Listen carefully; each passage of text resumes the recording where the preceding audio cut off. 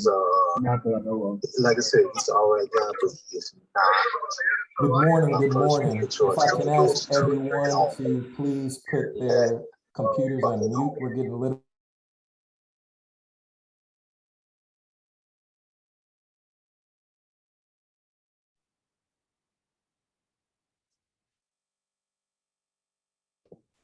Sydney, you're muted. Thank you so much for joining us today. Good morning to everyone that has come to this CLE. I'm very excited to be presenting this on behalf of the Magic City Bar Association and also our Judicial Council. We have an excellent panel of some of our best judges in all of Alabama that are here to give you guys some great tips to moving forward in the courtroom as new admittees, whether you're just starting out, whether you've been practicing for years. I think the CLE will be a great refresher for everyone involved. And again, on behalf of the Magic City Bar Association, on behalf of the Magic City Bar's Judicial Council, I want to welcome you to the CLE and look for us to be presenting additional very good CLEs to be coming forward within the next couple of weeks. We have some other CLEs planned, so be on the lookout for those as well. And if you're not already a member, I highly encourage you to join the Magic City Bar Association as a member, because we do this not only for our membership, but also our community as well. Our theme this year is Onward, Upward, Together, and we mean that in everything that we do. At this time, I'm going to hand it over to our co-chair of the Magic City Bar's Judicial Council, who is Judge Eugene Viren. And Judge Viren, take it away, sir. Thank you very much. Greetings, everyone, and to our new admittees, congratulations. You are joining a great profession, and we are here to help you along in your journey to professionalism. As the executive director of the association, I welcome you to this momentous CLE presentation. It will be moderated by Circuit Judge Agnes Chappelle, the chairperson of our Judicial Council. Judge Chappelle is a graduate of the University of Alabama and its law school. Her judicial career started in 1983 when she was appointed a trial referee with the Family Court of Jefferson County, Alabama. It continued when, in 2002, she was appointed a municipal judge for the city of Birmingham, and continues to this day after her election in 2016 as a circuit judge in the Domestic Relations Division of the 10th Judicial Circuit, Birmingham Division. Let me give you a small Black history alert. Judge Chappelle, I believe, is the first Black female in Jefferson County to hold a judicial position. And I believe that she is also the longest serving judge in the county. It is with great pleasure that I present to you Judge Agnes Chappelle. Judge Chappelle?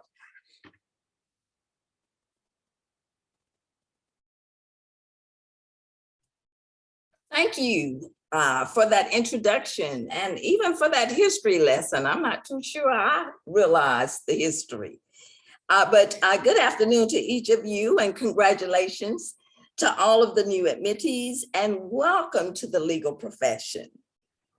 Today, you are going to hear from some of the brightest of the judiciary for the state of Alabama.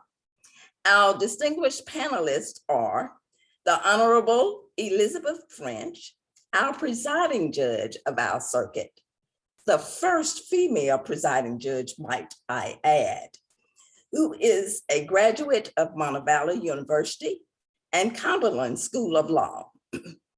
She has approximately 11 years on the bench and hearing cases in our civil division. And prior to the bench, she practiced law for some 13 years, handling complex civil litigation. Next, we have the Honorable Patricia Stevens, presiding judge of our domestic relations division, the first presiding African-American judge of this division. And she is a graduate of Auburn University and Miles College School of Law. Judge Stevens took the bench in 2013 after having been a prosecutor in the Jefferson County DA's office and having done a stint in private practice. Finally, we have the Honorable Michael Streaty, presiding judge of our criminal division. Maybe the youngest presiding judge of the division, I'm not sure. And he is a graduate of Miles College and Birmingham School of Law. Prior to ascending to the judiciary, he had over 20 years experience in criminal justice, serving as a deputy sheriff first, and later as a prosecutor in the DA's office. Now, these judges have many interests, honors, and have amazing bodies of work in our profession and in our community. But for the sake of time, I will not go over all of that, but I do encourage you to read their bios to learn more about them. So let's get to the meat of the matter. And so we'll start with our questions. Okay, so we have a newly licensed attorney who perhaps is at a crossroad and finds himself or herself in private practice. I want to ask you, what are some of the things he or she could do in preparation to appear before the court as a lawyer rather than as a neophyte lawyer? Either of you may take that question. I'm unmuted, so I guess that I will go first with my colleagues' permission. And I do want to take just a minute to thank Judge Veteran for this invitation, thank Judge Chappelle for moderating. They have both done so much work on behalf of the Magic City Bar Judicial Council, and we appreciate it. I'm honored to be here with my fellow judges, and since I have the floor right now, I'm going to take a moment just to brag on them. And I hope that everyone realizes what a privilege it is to hear from these judges. And we all want nothing more for you than for you to be successful. I see some other judges on the call. It's hard to see everybody on Zoom, but I know I speak for Judge Hobdy and any other judge who's not on the panel when I say we want you to be successful. There are others on the call who are existing lawyers, and we welcome you as well. As the judiciary, we're going to do our part to support you to make sure that new admittees are successful. And in answer to Judge Chappelle's question, you must also do your part. You know, most of our nation is mourning the death of General and Secretary Colin Powell. And there's a quote that he gave, and it says that there are no secrets to success. It is the result of preparation, hard work, and learning from failure. And so in answer to the question, I would say what you can do as a new lawyer is to be prepared. That involves going around meeting the judges so that the judges know who you are, sitting in, even if you can find a jury trial, find a bench trial, find a motion docket, sitting in and learning, or if you have the benefit of having a mentor. And remember, I read this in a book by Sheryl Sandberg, who was the CEO of Facebook for a while. And she says that having a mentor is a two-way street. So, you know, don't come knocking on the door saying, hey, will you be my mentor? You know, find somebody that you naturally have a relationship with and offer something in exchange for them mentoring you, because it is a two-way street.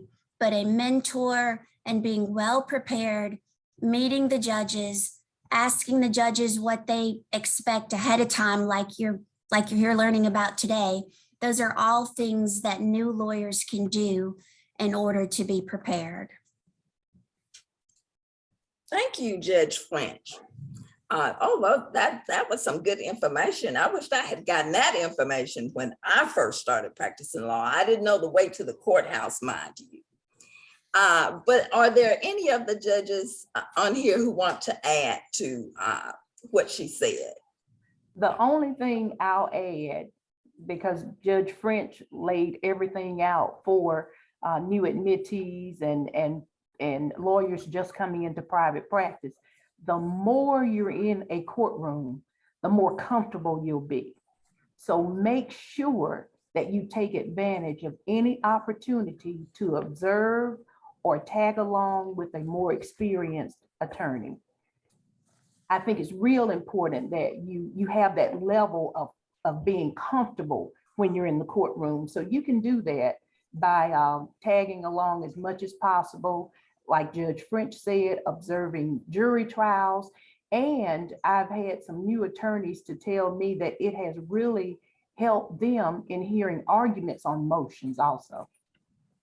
Thank you. And forgive me, good afternoon, everyone. And I'm honored and thankful for being here and having this opportunity. Thank you, Judge Barron. Thank you, Judge Chappelle. I was blessed to be able to practice in front of Judge Chappelle my very first year of being a prosecuting attorney. And it's always good too to be in front of good judges who gently educate you on what you need to do and will let you know what you're doing wrong so that you become better and better and better. So Judge Chappelle, we can blame you for all of this that's coming from the bench here in 210. Oh my goodness, for real? I have matured since that time. No, Judge. It's not as laughable now as it was back then. No, Judge, I thank you for being the very good judge that you have been over the years and how you have mentored not only myself, but a lot of the lawyers in this county. We really appreciate you. And saying that, I'm still being mentored because I'll cross that hall in a minute or pick up the phone in a minute. And that's another thing, picking up the phone and calling someone if you can't get to them in person. To this day, I do that with Judge Chappelle. Well, thank you. Wow, y'all are enlightening me. Judge Streaty, do you have anything nice to say about me? Of course I do, Judge. Absolutely. Just answer the question, though. I'm sorry.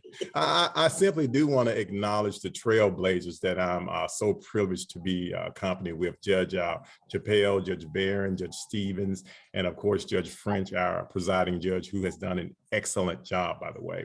And I also want to add just a shout out to Judge Stevens. Judge Stevens and I were prosecutors together in the DA's office, and I certainly learned a lot from her. She was there before I got there, but I do want to give a shout out to her for that. In our question, I simply want to add this here. This is a profession where you can't fake it till you make it, okay? It's very important to understand that at any given time when you're in court, you could have 100 years of experience in that particular courtroom. So if you don't know what you're doing, it's going to be obvious. But here's the good thing. It's okay if you don't know something. All you have to do is ask. So many times I've seen the newer lawyers come into the courtroom and attempt to fake it until they make it. That is just not the way.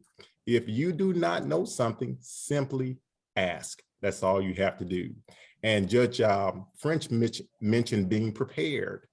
It is a good thing before you're on the docket, just go to that particular courtroom, sit in and see what the process is like, see what that particular judge is like, and you'll get a good idea as to what you need to do in order to be prepared to be in that particular courtroom. And I'll end on that. Thank you very much. And y'all are reminding me that I want to point out to our admittees that even your clients may have one up on you, because I have seen clients come into this courtroom, your parties come into the courtroom prior to their case being heard to observe how I handle my courtroom, and they've done their research. They basically know what kind of judge they're going to get. So that was really eye-opening to me. So that's a very good thing to do. My next question is, do you have certain protocol in your courtroom? And if you do, would you share just a little bit about your protocol? And either of you may go first. Y'all have permission to go first. Okay, I'll say this quickly. I don't have, I'm sorry, Judge French, go ahead. No, I wanted you to go. I wanted you to go. I don't have protocols, so to speak, but here's what I will say. Time is very, very important to me, okay? The most important thing, if you want to make an impression, be on time and prepared. My docket is set to start at 9 o'clock. I start my docket at 9 o'clock, So not necessarily a protocol, but just be prepared and just try and do as much as you can before you get to court to help that preparation. Thank you. In thinking about this, I would say that there are a few baseline, what I call foundational baseline guidelines for decorum in court. I would say stand unless you are told not to. If a judge says, take your seat, you're fine, then have a seat. But you stand unless they tell you not to. These judges, they have an average of 500 cases each. They have years and years of experience. So, if I were a practicing attorney, that would be enough for me to show deference. And even if that's not enough for you individually, you are supposed to respect the law. The judge is there as a representative of the state. The judge is there representing the law. And so the standing, to me, is in part for the judge, but it's also out of respect for the position. And trust me, these judges on this call, they have earned it. And so I would say stand unless instructed otherwise. In the days of COVID, I would say wear a mask unless instructed otherwise. The only other thing I would say about courtroom decorum, well, it's not the only thing.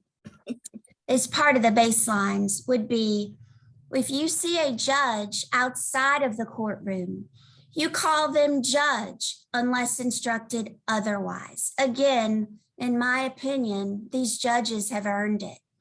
Now, if they say, hey, call me Liz, call me Pat, then that's a different story. But start with the baseline respect.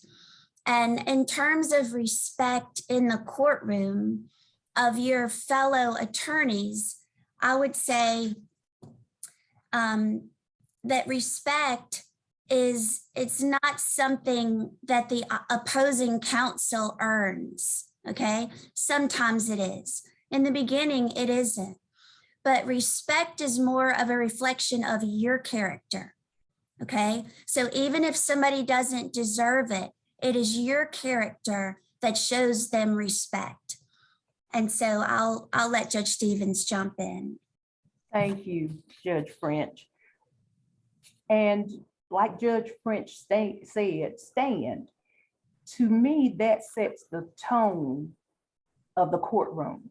That means this is a formal setting, and what's going on in the courtroom is important. Depending on your client, it may not be as important to you, but it's important to that client. And it's important that you show them and set the tone that this is an important proceeding and we're going to take it serious. So when you stand, it sets that tone for the courtroom, yourself, and for your client. And one of the things that I've seen perhaps a lot in young attorneys is arguing with opposing counsel. Arguments are to the court. So you don't argue with each other. And that goes to the level of respect, respecting each other and respecting the court proceedings themselves. And this is delicate for me, but I'm going to say it. Don't walk into the courtroom and security downstairs or people in the courtroom have to wonder if you are the client or the attorney. I think your professional dress goes a long way. So think about those things. Do you want to look like the lawyer or do you want to look like the client? Do you want to command a level of respect that when you walk down to security, they automatically realize that you're an attorney, or they just start telling you, take those keys out of your pocket? So just some of those things that are basic, and stand when you're giving your arguments.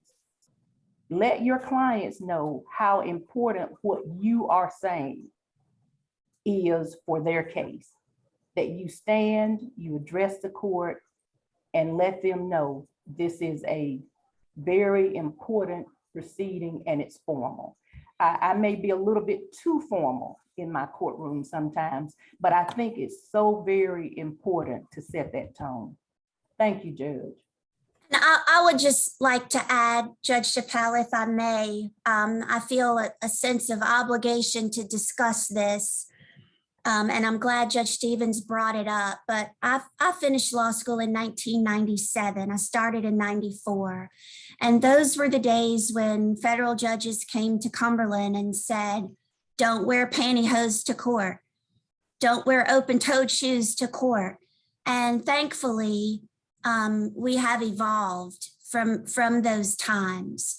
And so I think most judges don't have any hard and fast rules like that in this day and age, as long as you are professional and as long as you are presentable, as Judge Stevens says, as they know who you are by the seriousness with which you carry yourself. But if I may speak to the female lawyers on the call, my best advice would be, don't be a distraction. And you want to be noticed for your intellect and your professionalism. And if you remember that you don't want to be a distraction, doesn't mean you can't express your sense of style or whatever it is that makes you happy along those lines. But don't be a distraction. Be known for your intellect, your work ethic, your professionalism. And if you remember that in the morning when you get ready for court, you'll be fine.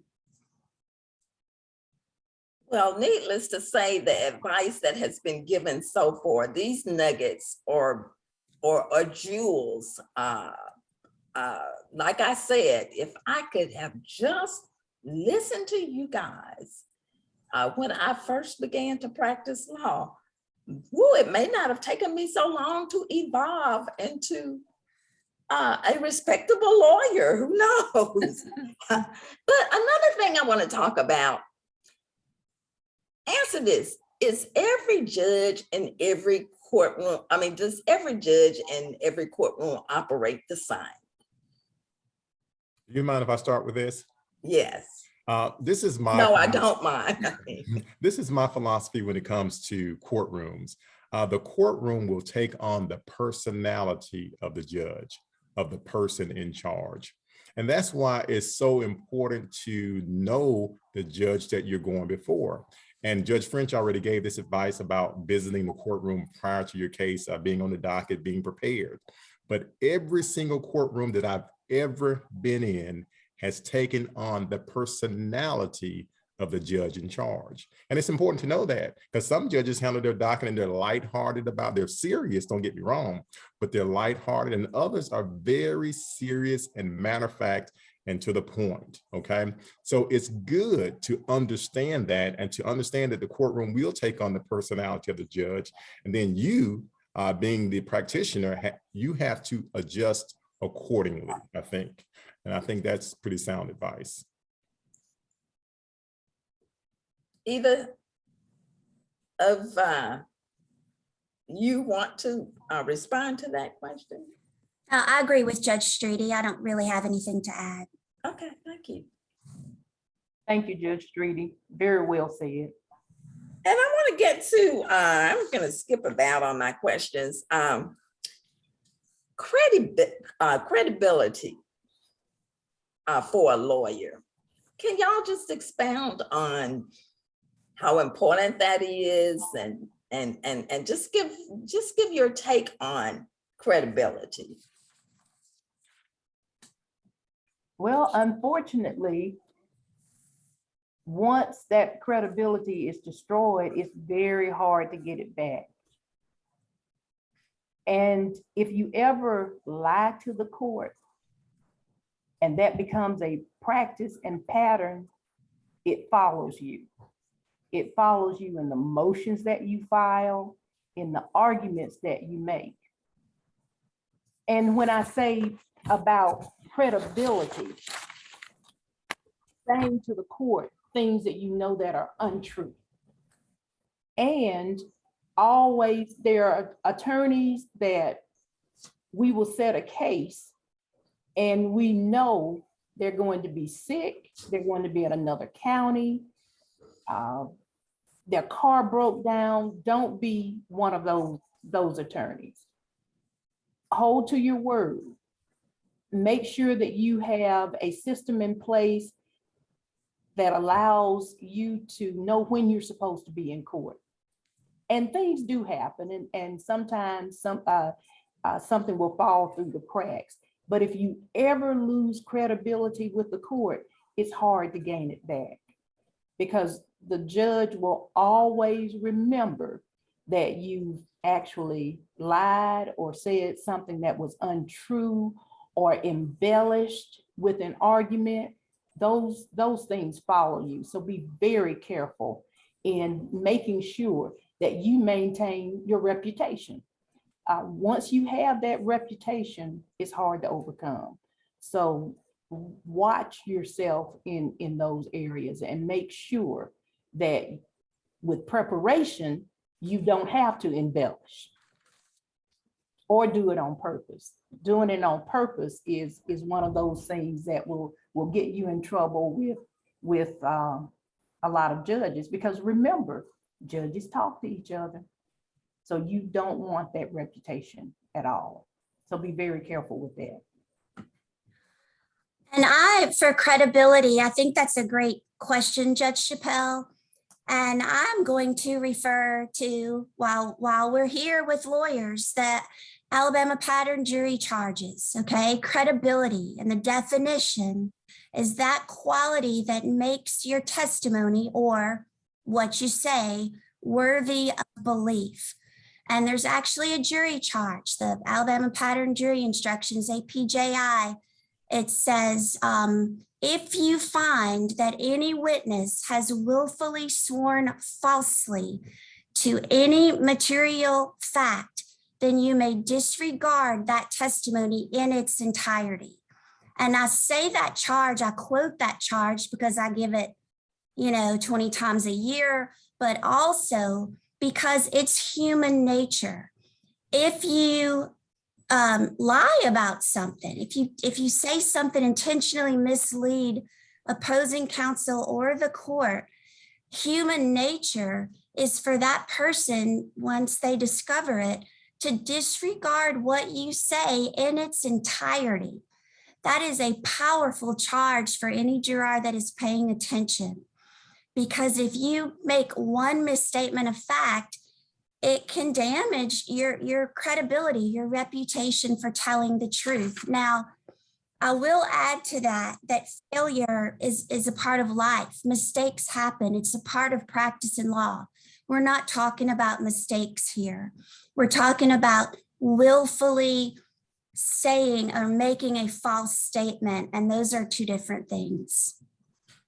I'll just add briefly that I think each of you should make it a point to read the Model Rules of Professional Conduct, in particular Rule 3.3, candor toward the tribunal is very, very important.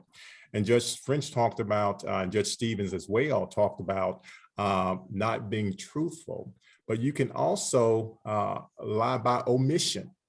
I'll give a brief example of that. I had a bond hearing before me, and I was going under the assumption that the defendant had not been arrested since he was initially released.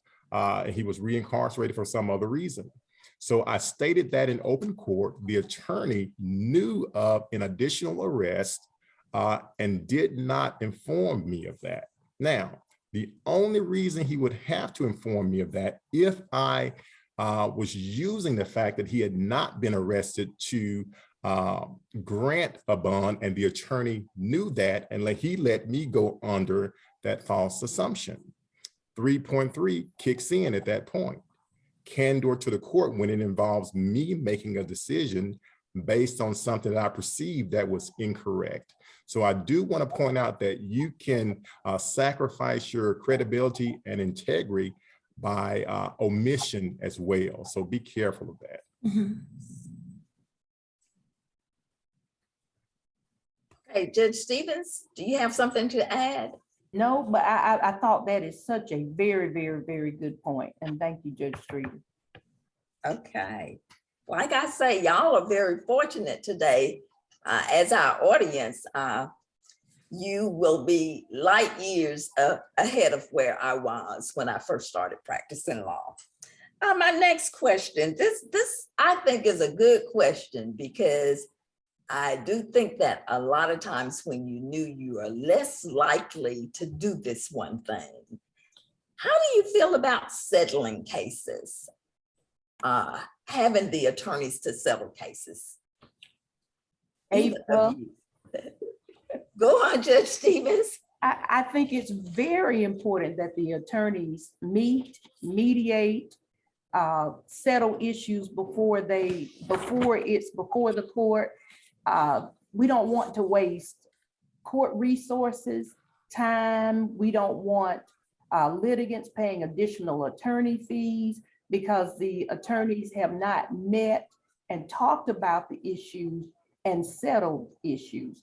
So it's always a plus to get with opposing counsel, exchange offers with each other, and be courteous and respectful enough that once you receive a settlement offer, to respond back, even if it's no way, at least respond back.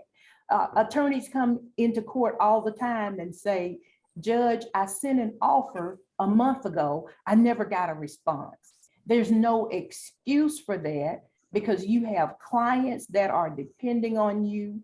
We have courtrooms that are normally very full, but trial dates are at a premium right now because of the pandemic. So make sure that you do everything that you can in communicating with opposing counsel, in communicating with your client, so that you can possibly reach settlement before you ever have to set foot into the courtroom. So I think it's very important and a huge part of who you are as an attorney in making sure that you do everything that you can for your client to get their case to a resolution before you have to actually try the case. Thank you. And I will add to that a settlement, it's not a good settlement unless both parties walk away and they're a bit unhappy. If both parties are a bit unhappy, it's a good settlement. And one thing that I say, I set all of my cases for trial. Every single one of them has a trial date. And I tell lawyers and parties, try to settle your case. If you get your case settled, you have a better chance of getting some of the things that you'll be satisfied with. And I tell them, if you don't settle your case, I will resolve your case. It will come to an end. I say that a lot in bench trials. You resolve it or I will resolve it on Monday morning. And so it's always better when you can do it on your own terms. And without settlements, we wouldn't be able to run our docket. So the majority of cases are settled. It is a good thing. And I feel like I speak for all the judges if I say, not ex parte, but if there is something that a judge can do to help the lawyers, both lawyers can go to the judge and say, hey, Judge, will you order mediation? There are things that we can do to facilitate settlements if you follow the rules in getting it done. And I'll have to say on the criminal side, that is absolutely on point what Judge French and Judge Stevens said. Quite frankly, our system is not set to try every case that is docketed. We just can't handle that. So settlement is very important, but I'll have to say there is no settlement if there's not honest communication between the lawyers. It's just impossible. So you have to be frank and candid about what your position is in any given matter. And it's very important for conducive settlement. So it's very, very important to do that. If I have 20 cases set on my pretrial docket, it is an impossibility for me to really set all those cases for trial and make sure that they try. So if cases are not resolving, it is an impediment for the efficient disposal of cases. It just can't happen. So it's very important, and lawyers communicate with each other. Okay, thank you. Oh, I'm sorry. Go on, Judge Stevens. And remember, settlement is about compromise. As Judge French said, neither party is going to be happy if it's a good settlement negotiation, because that means I had to give up something, that person had to give up something. So emphasize to your client that it's about compromise. As an advocate for your client, yes, it is your duty to argue their position, but you also need to be able to talk to your client and let them know when what they're asking for is unreasonable, so that you can get them into a posture to compromise and get the case settled. I'll stick a pin in that part. Talk to your clients and educate them as to their case and what they can expect and what they can receive. And you do that by knowing what the law is and about knowing whether your evidence will be enough to substantiate your position and the like. And we know that sometimes you really do have genuine issues that issues of fact that will have to be resolved in trial. But in many cases, cases can be settled. Speaking of settlement, it sort of leads me back a little bit to the issue, the issue of discovery. I know sometimes, at least when I was new, I sort of like held all my papers and my my facts that I thought I knew close to my chest, and I really did not want to share it. I really wanted to surprise them in the courtroom. So talk a little bit about discovery issues and how an attorney really should handle discovery. I'll say this first. If there are discovery issues, those issues should be brought to the attention of the court as soon as possible. If cases are set for trial, and Judge French stated she sets all of her cases for trial, if discovery issues are not resolved prior to the trial date, it's going to be a problem. So bring it to the attention of the court as soon as possible, because what I do is I'll set a hearing on the docket to deal specifically with discovery. And believe me, by the time we finish, all issues will be resolved, I assure you. And just a reminder, Rule 37, before you file a motion to compel in the civil cases, you have an obligation to try to resolve that matter with the other lawyer. So I think that's important. And also I understand, as Judge Chappelle said, that lawyers make tactical decisions about what to disclose and what not to disclose, but the very thing that you could be withholding could be something that ends up getting the case settled. And so keep that in mind while you're trying to keep your cards close to your chest. You could be impeding settlement. And otherwise, I do agree with Judge Streaty. If you file a motion to compel and you're past the discovery deadline, that's a no-brainer for me. Denied. You know, you should have come to the court before, and so I don't let that delay the trial. That becomes your problem, but not mine. And so as long as you're within the deadlines, then there are things that we can do. We can have a hearing. Like Judge Streaty said, I will resolve it if you can't, but somebody's not going to be happy with the resolution. Judge Stevens? And I tell attorneys all the time, I'll set a motion to compel, but that is a motion that I least like to deal with. Why? Because you are professionals, and as professionals, you should be able to meet deadlines and provide discovery as you've been asked to do. Once you get those interrogatories and the production request, go ahead and start working on that with your client. Don't let it get to the point where there are 5 emails that you haven't responded to, a letter you haven't responded to, when you know you have a duty to turn over discovery. So don't let that be an issue that comes before the court on a motion to compel. 2 professionals should be able to go ahead and get that handled without intervention from the court. But of course, if you can't, like Judge French said, like Judge Streaty said, it will be resolved. Thank you. And I must add that you can probably settle your case quicker. There's no way you can settle the case if discovery is probably not complete. So in order to settle and to make room for the next case for the judge's docket, get the information to each other and follow those guidelines or the rules of in terms of the timing of your replies. Now, one of the biggest problems for, I think, any lawyer is having to be in more than one place at a given time.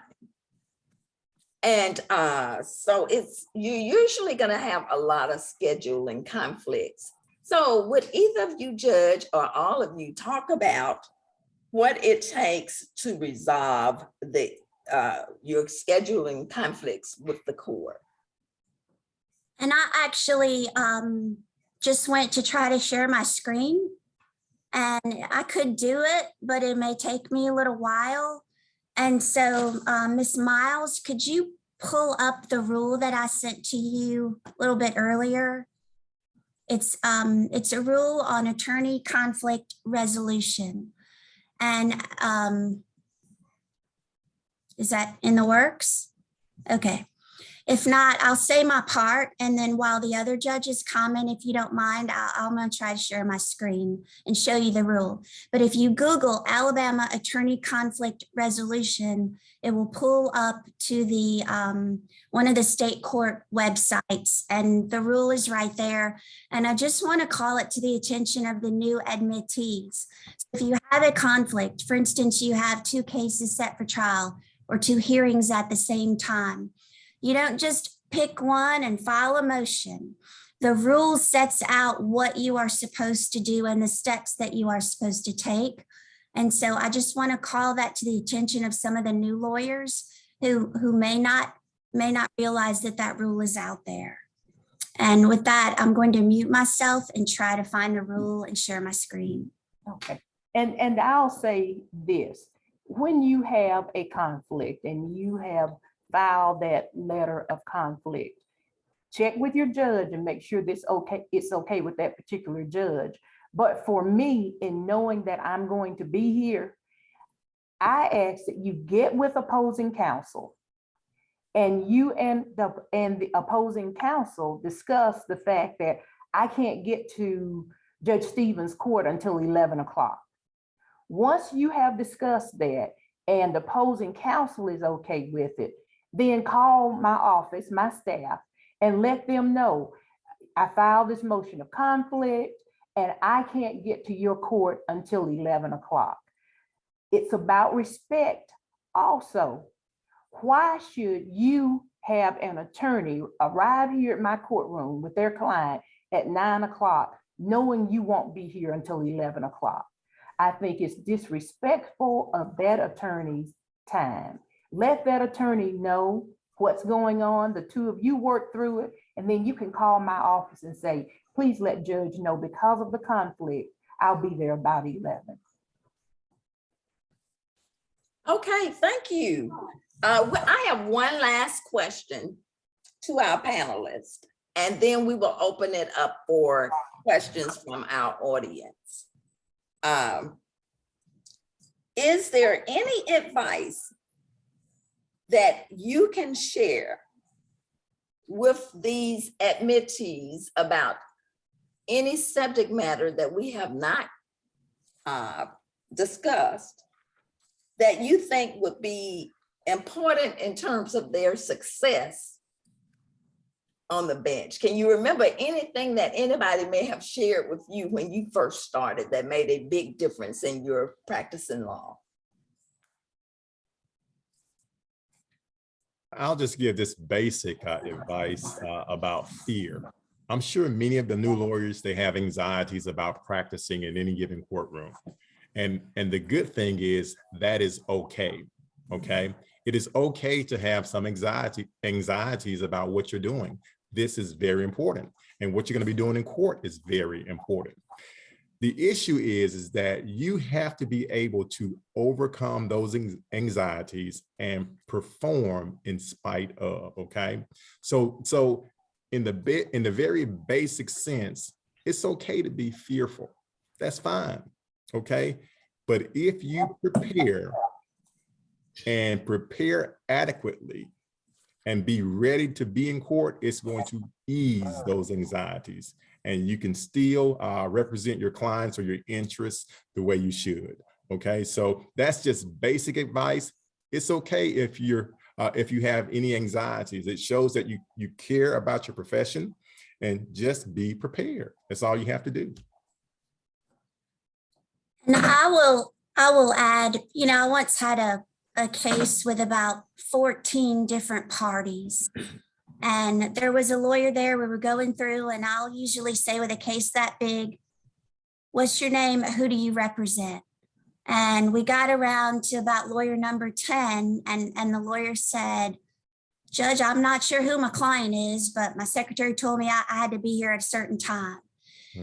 I would say don't be cute, okay? The judges have full dockets. Now, we're people. I mean, we like lawyers. We like being on the bench. We like the law. That's why we're here.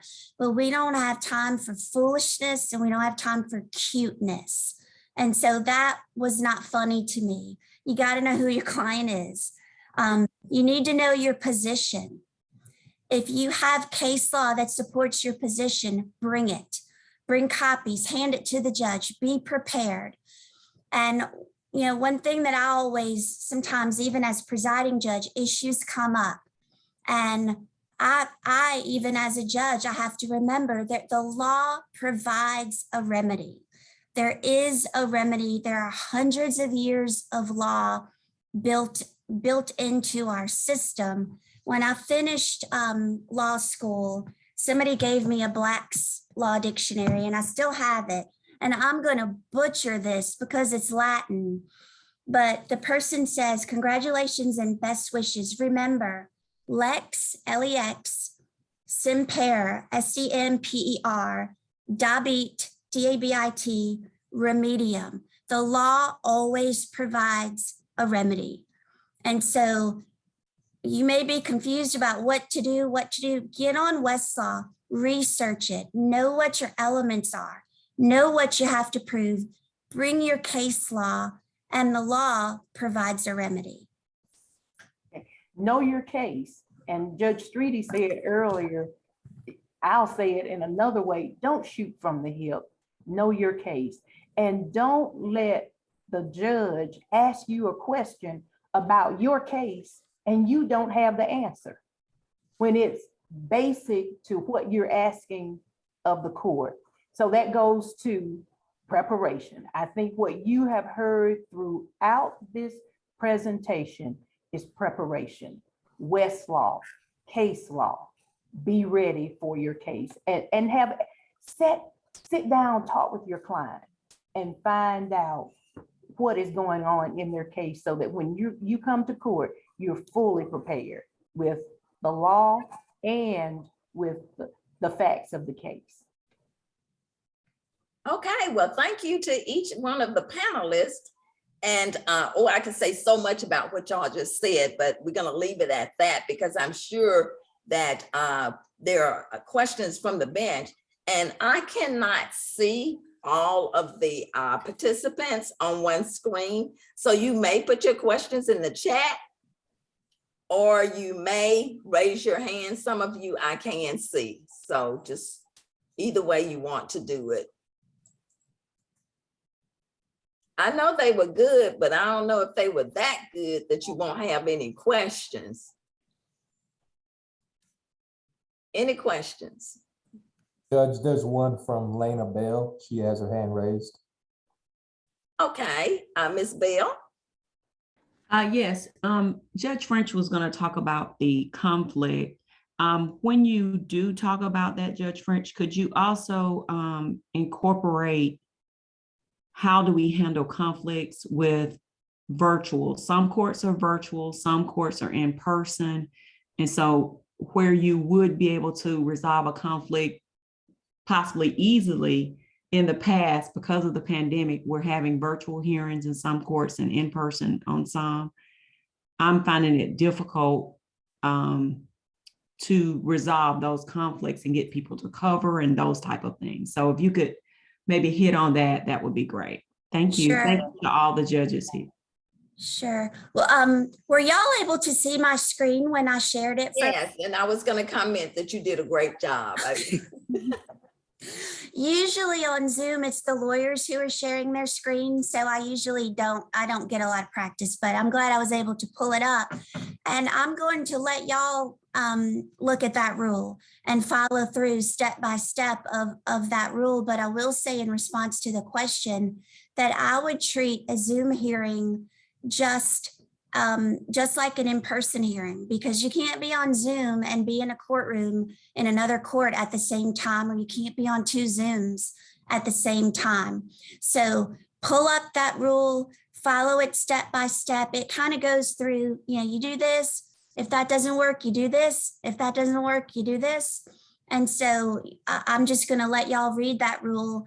And I will try to, I'm not sure, but I think I can get it uploaded to our Jefferson County page, which is www.jefferson.gov.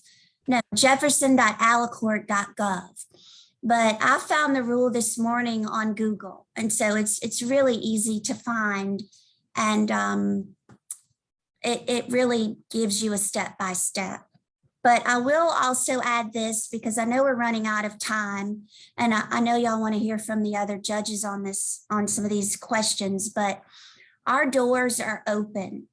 I am always here unless I'm in another courthouse with another judge or something of that nature. Our doors are open.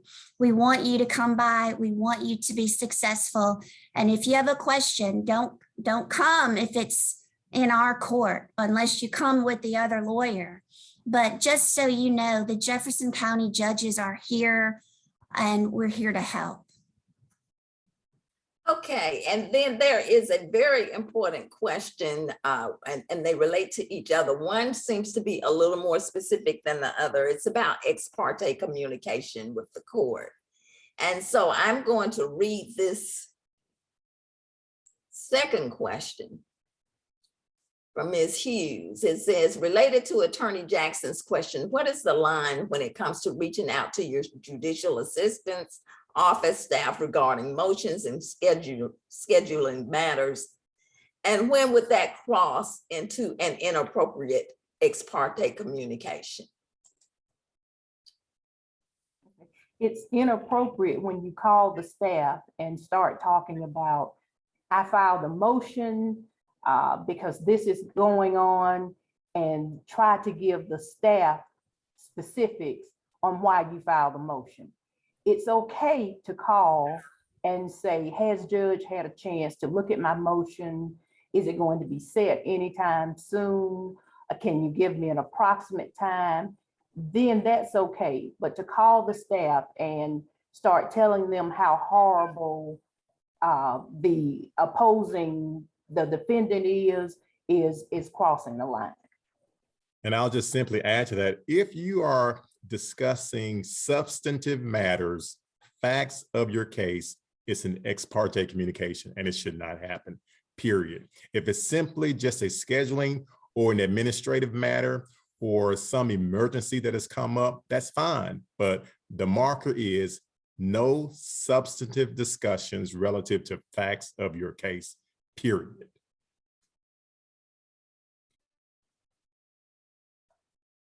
Judge Veteran, are you itching to say something about that subject? Veteran, Judge Veteran. Yes, well, you know. See, I'm very observant. Okay, I appreciate that. I think that Judge Streaty said it well. I mean, if it gets to the merits of your case, you shouldn't discuss it. And if you have a question whether you should discuss it with the judge, you probably shouldn't. And court staff, you need to treat court staff with the same respect and the same rules that you treat the judge. So if you wouldn't say something to a judge, you probably shouldn't say it to a court staff. And also, this is amazing, you treat the court staff with respect as well. So I'll say that, and that's it. Let me see if we have any more questions. We have a congratulatory statement. I hope y'all read it. It says, in terms of legal writing, what would you like to see more of in court documents that you do not normally see? This is from Mr. Courtroom.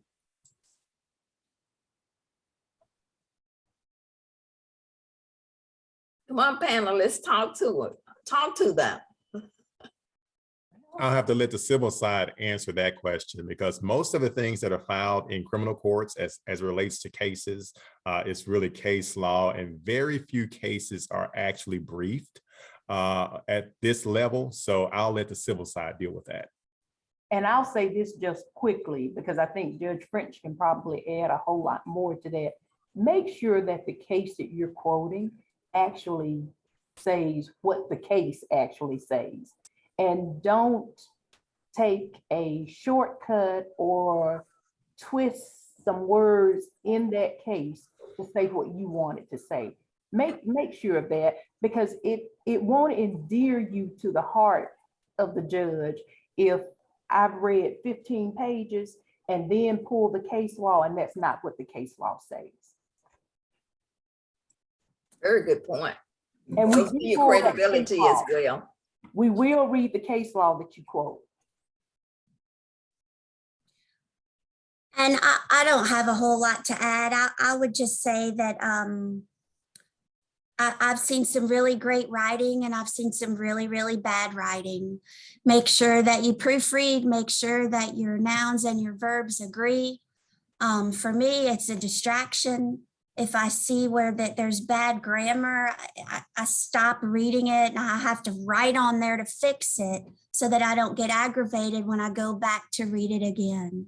Now, typos are not a big deal, but just blatant grammatical mistakes are a distraction. Make sure your writing is clear, make sure it's succinct. As I said earlier, don't try to be cute, don't try to be funny, don't try to add emojis. Don't try to add a whole bunch of cute quotes, because it's just a distraction and it really has no place in the legal writing field. And also, I think that there is sometimes a fine line between vigorous advocacy and becoming argumentative. So just try to stay on the correct side of that line.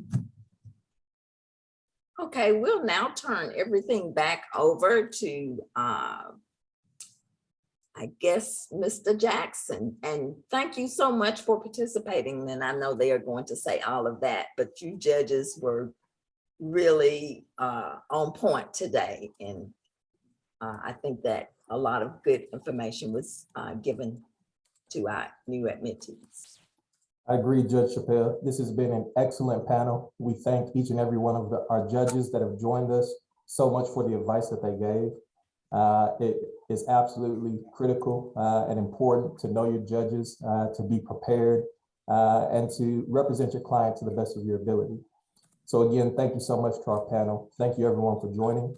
Real quick, we also have a Magic City Bar CLE coming up next week on October 29th. We're actually doing that one in partnership with the ALA, the Alabama Lawyers Association, and also the NBA, the National Bar Association. That's going to be October 29th. We're going to be getting some flyers out pretty soon. And that will also be a virtual CLE that we think will be an excellent CLE for you to attend. Our speakers are going to be Sarah Williams of the Shannara Law Firm, Tanita Kane of the Kane Law Firm, and also Ontario Tillman of Maxwell Tillman Law Firm. And it's going to be a Magic City Classic special CLE. So I look forward to everyone joining us on that. And as always, we appreciate you guys. Thank you so much for participating. And if you're not a member, again, join the Magic City Bar. You can go and join up with by visiting our website at themagiccitybarassociation.org. All right. With that said, thank you again.